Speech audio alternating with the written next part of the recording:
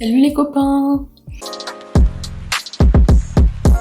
Bienvenue dans cette nouvelle vidéo. Aujourd'hui, on va parler des 10 choses et des 10 idées sexistes que j'ai du mal à déconstruire, en tout cas que j'ai du mal à changer et à mettre en pratique dans ma vie.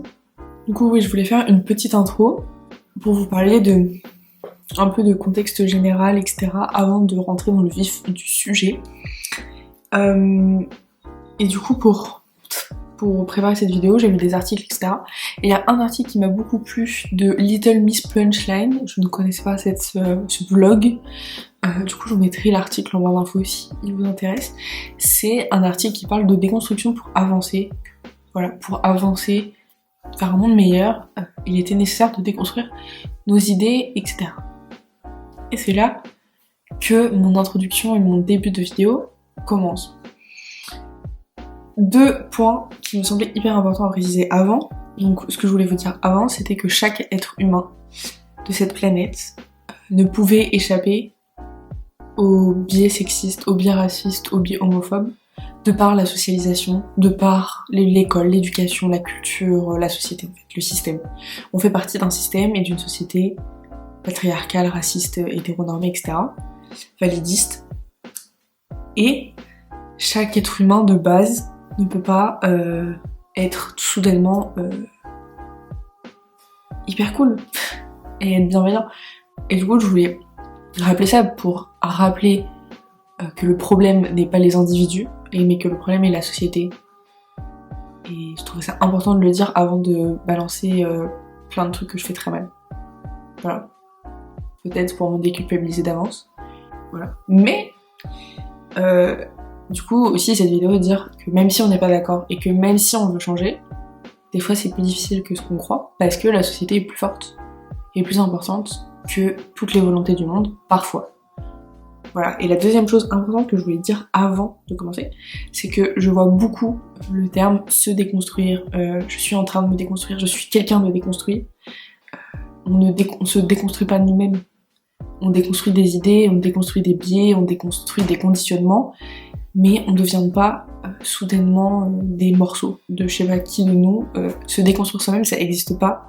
Enfin, moi, je suis pas pour l'expression se déconstruire, ou je suis une personne déconstruite. T'as déconstruit des idées sur certains points. Tu peux avoir déconstruit plein d'idées sur le sexisme, par exemple, et pourtant être pas du tout déconstruit sur des idées comme le racisme. Y a pas d'ordre, y a pas genre de truc le plus grave ou truc le moins grave. J'ai juste noté des idées et je vais sélectionner comme ça les trucs qui me plaisent comme ça de vue comme ça sur mon carnet et on va en parler. La première chose que je voulais parler, parce que c'est le premier élément où je me suis rendu compte qu'il y avait un problème. Que j'avais enfin j'avais pas un problème, mais qu'il y avait des trucs qu'en fait j'avais pas du tout déconstruit. Que je pensais que je m'étais... Enfin en fait je me suis persuadée moi-même que je m'étais déconstruite et que waouh c'était la fête. D'ailleurs vous voyez que par abus de langage j'ai dit je m'étais déconstruite. Mais voilà, vous avez compris. Que j'avais déconstruit les biais sexistes, etc. Et donc c'est ma consommation culturelle et ma consommation sportive, etc. Tu regardes mes playlists, il y a beaucoup plus d'hommes que de femmes, que ça soit, enfin n'importe quel style de musique d'ailleurs. Quand tu regardes les films ou les séries que je regarde, bah la plupart c'est des productions d'hommes. Les personnages principaux c'est des hommes, hétéros blancs. Enfin, les livres que je lis, c'est que des hommes qui les écrivent. Les vidéos YouTube que je regarde, la plupart c'est des hommes qui les font. Le sport que je regarde, c'est du sport masculin. Et pour autant, c'est pas pour autant que je trouve que, par exemple, le foot féminin c'est moins intéressant, ou que les femmes dans le foot elles soient moins fortes, bah non. Mais je regarde que du foot masculin. Je trouve pas que les livres des femmes soient moins intéressants ou moins bien écrits que ceux d'un homme, et pourtant je lis plutôt des livres d'hommes. Et en fait ça a été un déclic quand on a commencé à parler avec les copains et tout de rap féminin. Je me suis dit en fait j'ai aucun problème avec le rap féminin en soi, mais j'en écoute pas. Et donc il y a plein de raisons, enfin précisément sur le rap, il y a plein de raisons qui fait que j'écoute pas de rap féminin, autre que les beats sexistes. Mais ça en fait largement partie. Et en fait, ma consommation culturelle de manière générale est, on va dire, 80% masculine. J'explique ça pour plusieurs raisons. D'abord par le fait que la proposition, l'offre qui nous est proposée est essentiellement masculine. Par exemple, pour regarder du foot masculin, déjà que c'est des fois un peu compliqué, mais regarder du foot féminin, c'est encore plus compliqué. À l'heure actuelle, vu que la proposition et l'offre est essentiellement masculine, je regarde à peu près que des hommes. Mais ça, ce qui est vrai, par exemple, dans le sport où l'offre est essentiellement masculine, c'est pas forcément vrai, par exemple, dans la littérature, où à l'heure actuelle, il y a quand même beaucoup d'écrivaines femmes, etc. Et je me suis demandé pourquoi je lisais essentiellement des livres d'hommes. Donc il y a plusieurs raisons aussi. Il y a le fait que donc, les livres qui m'intéressent, c'est essentiellement des livres de développement personnel ou de socio-psycho, genre un peu le rayon à la Fnac société, politique. Je sais pas si vous voyez à peu près le rayon de lequel on parle. Et dans ces domaines-là, en tout cas dans les rayons Fnac et dans les rayons de libraires, il y a quand même plus souvent des hommes. Et aussi parce que je lis beaucoup de vieux trucs. Enfin, par exemple, en ce moment j'ai une passade Bourdieu-Weber. Donc je lis du Bourdieu et du Weber à tirer à l'arigot, du Kant, voilà. Je lis beaucoup de philosophie. En philosophie, les philosophes célèbres et les philosophes qu'on retient, etc., c'est surtout des hommes. Et donc du coup, les références sont des hommes. Donc du coup, je lis les références qui sont des hommes. Et donc, en fait, toutes ces explications-là de l'offre, elle est plus grande quand c'est des hommes. C'est aussi une excuse que je me donne c'est aussi moi qui fais le choix de consommer des hommes. Si je voulais vraiment consommer des livres de femmes, je pense que je ferais attention à la Fnac pour consommer plus de livres de femmes. Dans la musique, c'est pas vrai de dire qu'il y a plus d'offres masculins que féminins. Peut-être dans le rap ça l'est, mais de manière générale, dans la musique de manière globale, ça l'est pas. Et pourtant, j'écoute quand même plus d'hommes. Et aussi dans ma consommation de la musique, il y a un truc très important, c'est que par exemple dans le R&B, j'écoute que des femmes. Et je n'aime pas du tout les hommes qui font du R&B, alors que dans le rap, j'écoute essentiellement des hommes. Donc là, il y a un problème qui n'est pas l'offre, mais un problème qui est moi, et qui sont des biais sexistes. Donc il y a plein de trucs qui s'expliquent. Enfin, par exemple, le fait que j'écoute plus des femmes qui font du R&B, c'est parce qu'on a associé l'image d'une femme qui parle d'amour, sensuelle, qui chante, etc., à la femme R&B, et qui est plutôt une femme qui est bien vue dans la société, et que du coup c'est plus sympa d'écouter ce genre de femme, alors que dans le rap, il faut avoir une figure un peu virile, masculine, etc., qui parle des problèmes de la rue. T'as vu tout ça. Et du coup, la représentation d'un homme est plus stylée. Et du coup, en fait, j'ai clairement gobé les billets comme ça. Ils sont arrivés sur moi, et je fais oui. Et en fait, j'arrive pas à dériver et à faire attention que ma culture soit aussi de la culture féminine. Et en fait, les seuls livres et les seuls trucs que je consomme qui sont féminins, c'est des trucs féministes et militants et écolos. En fait, des trucs militants en général. Quand c'est militant, je veux que ça soit féminin, mais par contre, quand ça ne l'est pas, c'est ok que ce soit des hommes. Et je pense que c'est hyper problématique, mais je suis en train de faire le constat que c'est le cas. Je suis pas encore dans la période de je veux changer, je veux que ça change. Parce qu'en soi, aussi, ça me pose pas de problème. En fait, j'en vois pas de problème. Si, par exemple, les livres que je lisais étaient fondamentalement sexistes, peut-être que je serais déjà en train de lire que des trucs de femmes, tu vois. Que, indirectement, par les biais sexistes que j'ai incorporés, je donne plus de légitimité au travail d'un homme qu'à celui d'une femme. Et c'est très triste, Mais je suis en train d'essayer de travailler sur ça. Et c'est exactement la vidéo que je suis en train de faire. De vous dire que ça va, je fais des trucs pas bien, mais on va y arriver. Si une femme me dit un truc scientifique, j'ai plus de facilité à remettre en cause ce qu'elle a dit que quand c'est un homme. C'est pas bien. Et je suis en train de vous dire que c'est pas bien. Donc je pourrais parler de la consommation culturelle hyper longtemps parce que il y a énormément de choses qui rentrent en compte et peut-être que je vous ferai une vidéo sur la musique particulièrement parce que j'ai beaucoup lu de thèses et beaucoup lu de trucs sur la musique et notamment sur le rap parce que ça m'intéressait énormément. Donc j'ai plein de trucs à raconter dessus. Beaucoup moins de trucs à raconter sur le sport par exemple parce que je suis pas non plus une fan de sport. Donc moins de trucs à raconter là-dessus, mais je pense qu'il y a quand même beaucoup de trucs à dire sur la culture et sur le féminisme et sur le sexisme dans la culture, etc. Il y a beaucoup de choses. Parce que ça imbrique plein de choses. Donc je pense que mes mini-réflexions que je viens de vous dire là, elles sont insuffisantes. Il y a plein de trucs à dire dessus, mais c'était le truc le plus gros dont je me suis rendu compte ces derniers mois, à me dire putain merde, et que c'était pas ouf aussi, parce qu'en fait si tu consommes pas les trucs des femmes, ça n'aide pas les femmes à faire mieux et plus. Enfin pas forcément mieux, mais à faire plus. Et à ce que de nouvelles femmes fassent aussi. Et donc c'est important de consommer des trucs féminins pour donner cette force à ces femmes-là qui font des trucs alors qu'on leur dit de ne pas les faire. Donc je trouve ça hyper important de rappeler que si vous pouvez consommer des trucs de femmes, enfin moi je peux le faire aussi, hein, mais il faut que je le fasse, mais consommer des trucs faits par des femmes, c'est super cool et c'est génial, il faut le faire. Le deuxième truc, c'est par rapport à moi-même, les trucs et les activités que j'entreprends, je me sens plus ou moins légitime selon l'activité que c'est.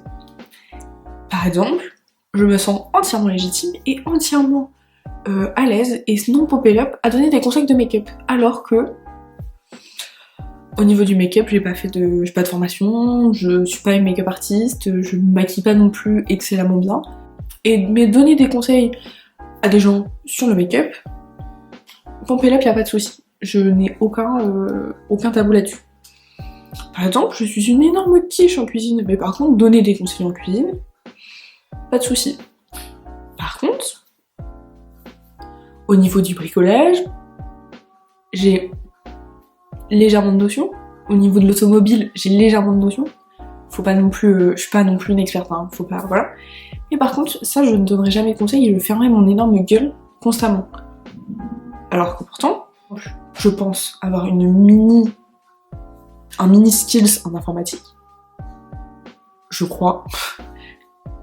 Et ça, je me voterai jamais de fait d'avoir un skills en informatique. Alors que par contre, dire ouais, je sais super bien passer à l'aspirateur et faire je sais pas, le repassage, ça, je vais me vanter.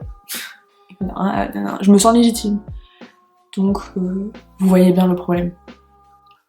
Troisième truc et idée sexiste que je n'ai pas déconstruite, c'est le vocabulaire. Peut-être que ça va être le cas dans cette vidéo, peut-être que je vais dire des trucs sexistes par les mots que j'emploie. Par exemple, j'utilise extrêmement souvent l'expression « je m'en bats les couilles »,« j'ai trop de couilles », toutes les expressions avec le mot « couille ». Les insultes que j'emploie régulièrement, c'est des trucs du genre « fils de pute », etc. Que c'est pas cool, et que c'est problématique, et que c'est pas ouf. Mais mon cerveau il le sait, mais ma bouche, elle y va. Donc je vais essayer de changer ça et d'y faire attention, et maintenant je vous donne l'autorisation.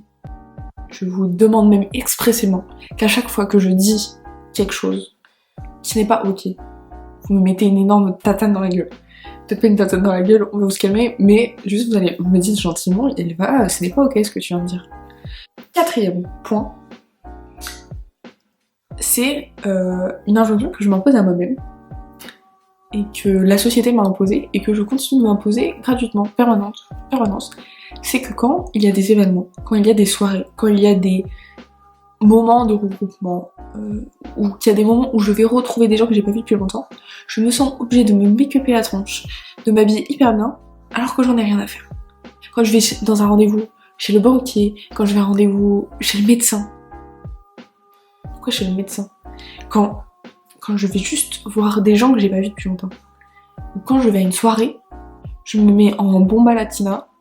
Alors, je prends un plaisir fou à me mettre en bomba latina parfois. Mais parfois, c'est imposé. Et ça, c'est pas ok. Que je m'impose d'être habillée ou d'être maquillée d'une certaine façon, c'est pas ok. Et j'arrive pas à déconstruire ça. J'arrive pas à me dire que je peux aller en soirée ou que je peux aller retrouver des gens que j'ai pas vus depuis longtemps, mal habillée ou pas préparée. Alors que un mec, il en a rien à foutre de venir en tenue PSG. Alors que c'est dégueulasse, bordel de merde. Mince alors. C'était pas ok. Je ne suis pas d'accord. Je m'énerve. 5e point. Souvent, quand je regarde par exemple la télévision, quand je regarde des films, des séries, ou dans la rue, je juge plus facilement la tenue vestimentaire d'une femme. Pas forcément, pas du tout, en mode c'est trop court, non, pas du tout. Vraiment, loin de moi ces pensées. Mais plutôt de dire oh, elle est bien habillée, ou oh, elle est bien maquillée, oh, j'adore comment elle est belle, ou voilà. Mais par contre, je dis jamais ça d'un homme, j'en ai rien à faire qu'il soit beau. Et clairement, en fait, personne ne m'a rien demandé. Cette femme, elle en a rien à faire de mon avis. Donc à un moment donné, c'est pas ok. Et en plus, je n'aimerais pas qu'on dise ça de moi. Donc, il faut que j'arrête de vouloir dire ça des autres. Et puis, surtout quand c'est quelqu'un à la télévision, qui exprime un avis, qui par exemple est parfois une politique, une journaliste, il faut que j'arrête de la ramener à son physique. Elle dit des choses intéressantes. Il faut que je l'écoute. Il faut pas que je me dise putain son rouge à lèvres il est trop beau. C'est pas ok.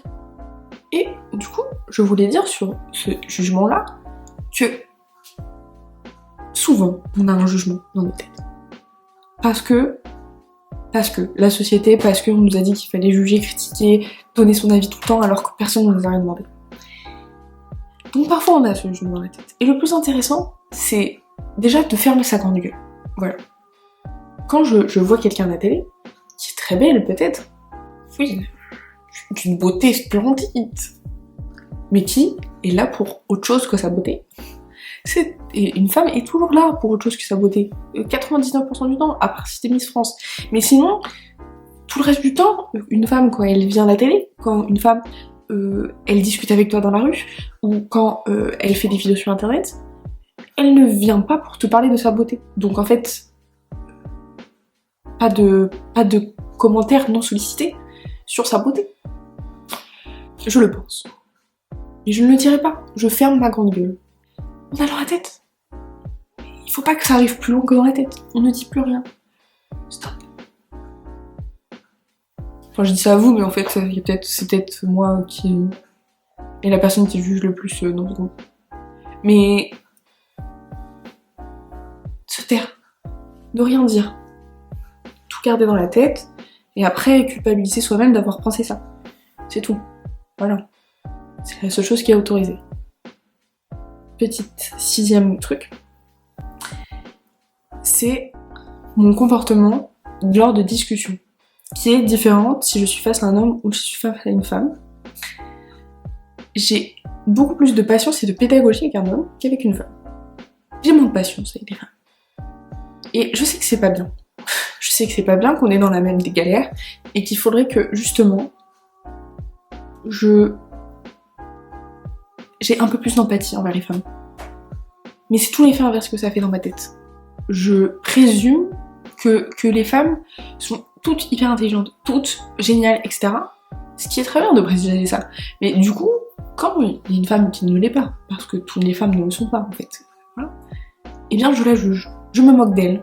Alors que quand un homme, il est con, bah je trouve ça normal. Et vous allez vous dire, non, c'est méchant pour les hommes, non. Non, c'est pas méchant pour les hommes. C'est méchant pour les femmes. Parce que, du coup, mon comportement est négatif avec elles. Mais alors qu'il est toujours positif avec les hommes. 8e truc. Je voulais dire que j'avais du mal à accepter la colère des femmes. Je dis ça alors que je suis la personne la plus colérique de cette planète. Mais quand un homme se met en colère contre moi, je trouve ça ok. Genre, j'accepte sa colère. et genre ça me vexe, tu vois, ou je suis agacée, mais j'accepte sa colère. Alors que quand c'est une femme qui est en colère contre moi, je le vis pas bien du tout, je suis en mode pourquoi elle est en colère et qu'est-ce qu'elle veut elle. J'ai envie de la démonter, qu'est-ce qu'elle me veut. Alors que quand c'est un homme, je suis en mode bah oui, il a raison d'être en colère quand même. Pas forcément quand elles sont en colère contre moi, mais quand elles sont en colère contre des choses, je suis en mode non mais c'est peut-être un peu disproportionné de se mettre en colère. Alors qu'en fait, si elles veulent se mettre en colère, c'est pas à moi de leur dire de pas le faire ou de le faire, tu vois. Peut-être d'un coup je vais avoir un déclic et je vais me dire t'as le droit d'être en colère, c'est pas parce que t'es une petite fille, enfin une petite fille, une femme, que tu dois toujours être pédagogue et être gentille avec tout le monde, c'est bon. Voilà. Mais ça va prendre du temps, et peut-être un jour. Maintenant je vais sourire et dire oui. 9e truc, c'est j'ai énormément de croyances limitantes sur mon orientation professionnelle. J'ai envie de faire des trucs de ouf. J'aimerais être ministre, ce que vous voulez. Genre vraiment, vous imaginez les meilleurs postes possibles dans cette planète. Je les veux. Donc je les veux, certainement pour des raisons très égotiques et des raisons pas très saines et bienveillantes, mais je les veux. Mais, en dehors du fait que ce soit pas pour des super raisons que je les veux, souvent je me dis non, c'est pas fait pour moi. Non, franchement, j'ai pas assez de leadership. Franchement, je m'impose pas assez, je suis pas capable. Non. Et c'est des croyances limitantes qui me limitent moi surtout. Qui en vrai dans les faits souvent, quand c'est d'autres gens, ça va. Je pense. Mais quand c'est moi, je vais sûrement vous mettre une vidéo ou un article sur les croyances limitantes parce que c'est hyper intéressant. Si y a des gens intéressés par ce... Le dernier truc, le 10e, c'est en rapport avec la drague. Ça va être le 9 et le 10e truc en même temps, ok? La drague et mes projections hétéronormées. D'abord, l'étape drague. Par exemple, actuellement, je suis sur l'application Tinder. Peut-être, n'est-ce pas une très bonne chose? Mais c'est une discussion, ok? Eh bien, quand je match avec un jeune homme, j'attends qu'il m'envoie un message, en pensant que c'est à lui de venir me draguer. Et quand il ne renvoie pas un message, je suis en colère, je suis fâchée. Parce que j'ai un ego surdimensionné, et aussi parce que je me dis, il me situe pas beaucoup, hein. Je pense que j'ai un comportement de drague très hétéronormé déjà, et très sexiste. D'attendre qu'on me séduise, à attendre qu'on m'ouvre la porte. T'es qui lui en fait? T'es qui? Après, en fait j'en suis consciente, donc dans mes futurs processus de drague, si un jour il y a quelque chose sous la main, eh bien, quelque chose sous la main, j'ai aucun respect pour les gens, mais vous avez compris, si ça m'arrive d'être en processus de drague, bah de pas réutiliser ces ressorts sexistes. Voilà. Et pour l'instant, ça a l'air difficile pour la petite enfant que je suis. Souvent, quand je l'imagine de ma vie future, eh bien, pourtant, étant bisexuelle, je pourrais me projeter avec une femme. Eh bien non, je me projette avec un homme. Alors, donc c'est lié à l'hétéronormativité de la société, mais c'est aussi lié à des biais sexistes, clairement, à me dire qu'une femme me suffirait pas. Genre comme si j'avais besoin de la protection d'un homme. Et je pense que clairement c'est ça. C'est genre, il me faut qu'un homme me protège. Comme si une femme ne pouvait pas me protéger, et comme si j'avais besoin qu'on me protège.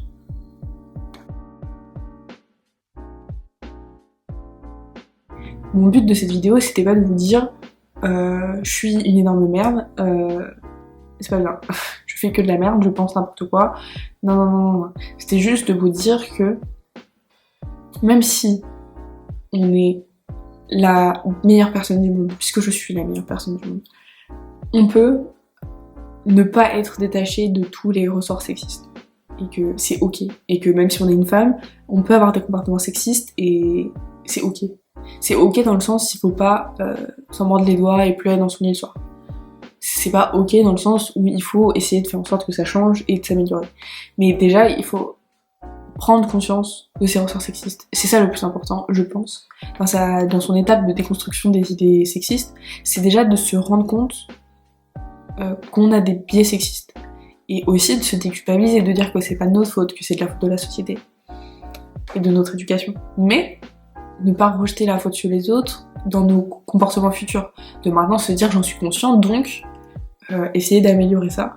Et voilà, et c'était pas une leçon de morale contre moi-même, ni une leçon de morale contre vous. Et si vous avez ce genre de comportement que je viens de citer, ou ce genre de réflexion, c'est pas très grave.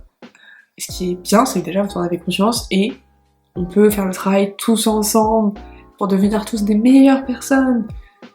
En fait, plus je m'informais et tout, plus je me rendais compte que putain, j'étais hyper problématique.